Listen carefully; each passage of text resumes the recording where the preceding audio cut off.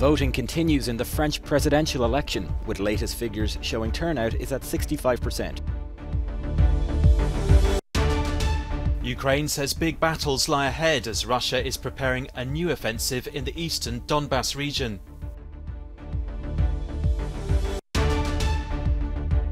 Austrian Chancellor Karl Nehammer condemns alleged Russian war crimes during a visit to Kyiv.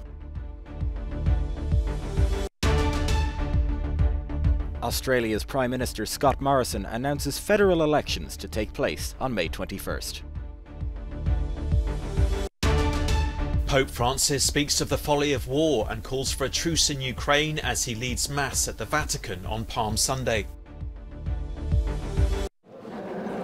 Voting continues in the first round of the French presidential election.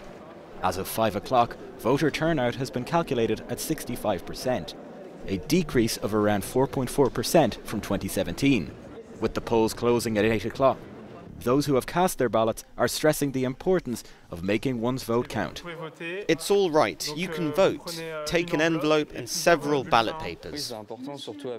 It's important to vote, especially with all the problems now with NATO and everything. We have to vote to see what it will give. Even if you are undecided, you have to vote. Even if it's a blank vote, the blank vote doesn't count, but it gives a certain signal anyway. Earlier at midday, it was reported that just 25% of the electorate had turned out to vote, the lowest figure in 20 years. However, it is not expected that this year's turnout will fall below the record for voter abstention set in 2002.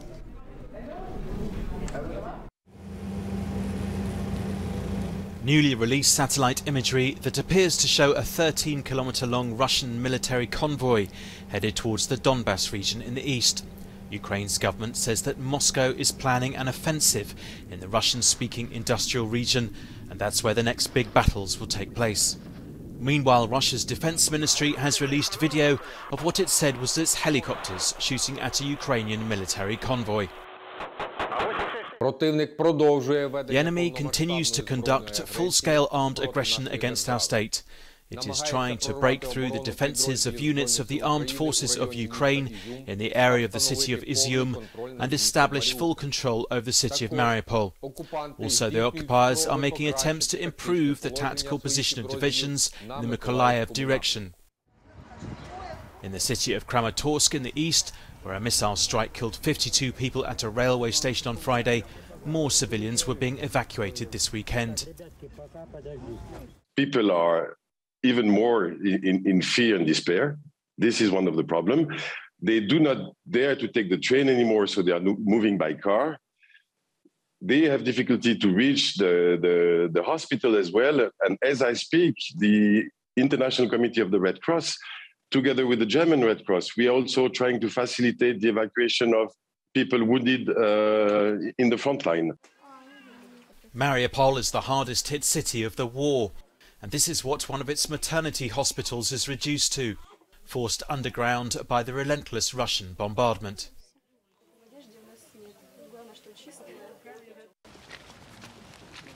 Austrian Chancellor Karl Nehammer visited the Ukrainian town of Bucha, the site of alleged war crimes committed by Russia. It follows a meeting with the Ukrainian President Volodymyr Zelensky in Kyiv. Nehammer is calling for a UN investigation into the violations.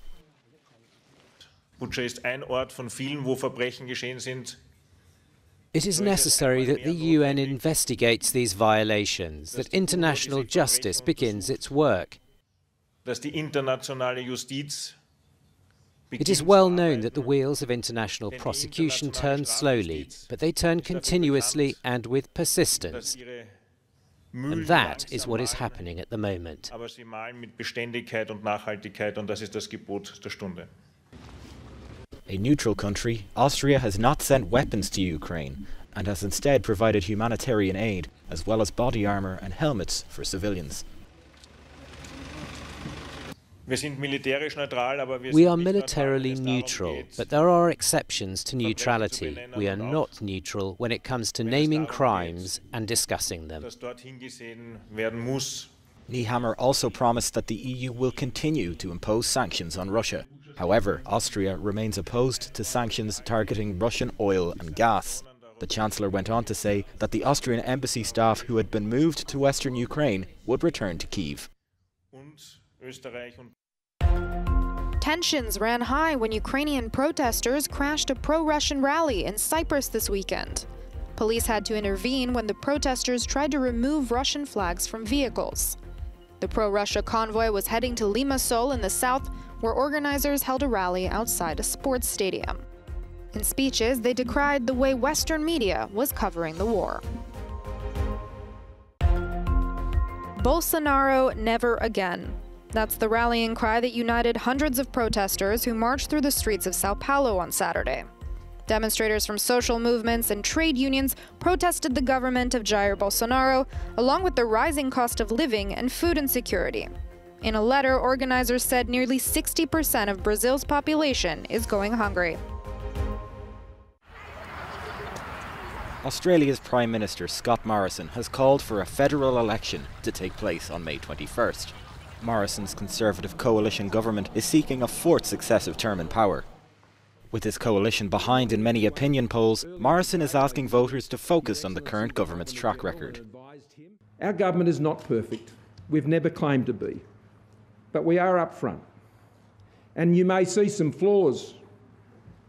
But you can also see what we have achieved for Australia in incredibly difficult times. And you can see our plan. Our plan will deliver more and better jobs and the lowest unemployment seen in some 50 years. Morrison vowed to support the coal industry if re-elected, despite his coalition being criticised for its slow response to climate change.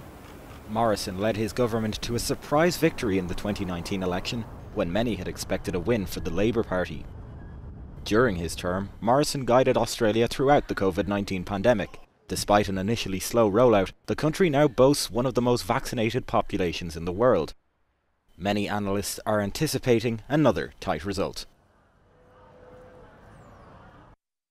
No problem. Every problem has a... Pakistan's Prime Minister loses a vote of no confidence. Imran Khan was dismissed after 174 lawmakers voted in favor of his ouster, following weeks of political turmoil. The opposition celebrated a victory over Khan, who had tried everything he could to stay in power, including dissolving parliament and calling snap elections. The country's Supreme Court deemed his actions unconstitutional, ruling in favor of opposition parties. Khan is the first Pakistani prime minister in history to be ousted by a no-confidence vote.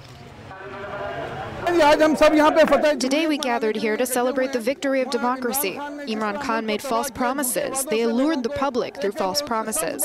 Now his time has come. He said that I will fight until the last ball. Today we can't see him. He is running. Khan claims, without evidence, that he was victim of a US-led conspiracy to remove him for his friendliness towards Russia and China. He called on his supporters to take to the streets against the vote. A Mujahid freedom fighter, a reference to Imran Khan, comes and says absolutely not, and things are finished. It seems to us, and we are mentally prepared for it. We are very upset. Khan wants to take this nation upwards. At that place, no one can compete with him. Pakistan's parliament is meeting to vote for a new leader on Monday. But Imran Khan says he will not recognize an opposition government. Most analysts expect him to run again in the next general elections later this year. Pope Francis celebrated Mass in St. Peter's Square on Palm Sunday, the Sunday before Easter. It marks the moment when Jesus' followers spread palm branches at his feet and called him their saviour. In his address, he spoke of the folly of war and called for a truce in Ukraine. Many of the world's 1.2 billion Catholics celebrated, including in the Philippines. We'll never stop doing this. Even if we have some ailments, we'll still make an effort to go to church, so the blessings of the Lord on our family will never cease. And in Jerusalem, Catholic clergy gathered for Mass at the Church of the Holy Sepulchre.